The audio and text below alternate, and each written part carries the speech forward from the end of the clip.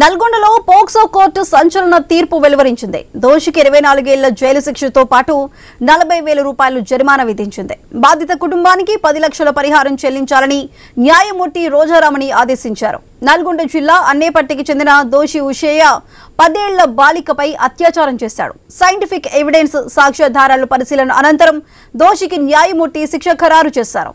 అయితే దీనికి సంబంధించి మరింత సమాచారం మా ప్రతినిధి కిరణ్ అందిస్తారు. కిరణ్, చెప్పండి, పోక్సో కోర్టు ఇచ్చిన ఈ తీర్పుకి సంబంధించి పూర్తి అప్డేట్స్ ఏంటి?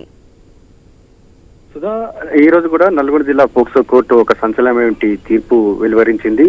నల్గొండ మండలం అన్నపర్తి గ్రామానికి చెందినటువంటి నిందితుడు కామాంధుడు మర్రి భూషయ్యకు 24 ఏళ్ల జైలు శిక్ష, అదేవిధంగా 40,000 నష్టపరిహారం చెల్లించాలని కూడా తీర్పునిచ్చినటువంటి పరిస్థితి అయితే ఉంది. అదేవిధంగా అత్యాచార బాధితురాలికి 10 లక్షల కంపెన్సేషన్ కూడా ప్రకటన చేసింది. అయితే 2023 మార్చి 29న మర్రి భూషయ్యపై నల్గొండ రూరల్ పిఎస్ లో పోక్సో కేసు నమోదైంది.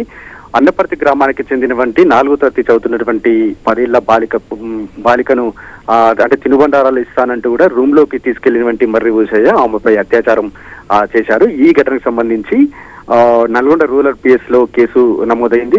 అయితే ఈ రోజు తుది తీర్పు కూడా వెల్లడించడం జరిగింది.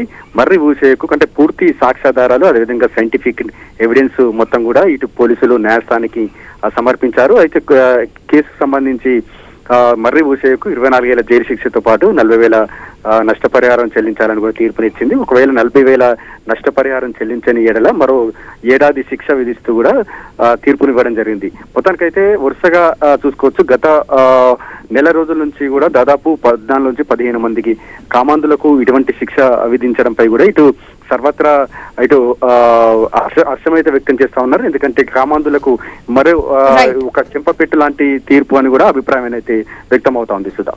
Right Kiran, thank you.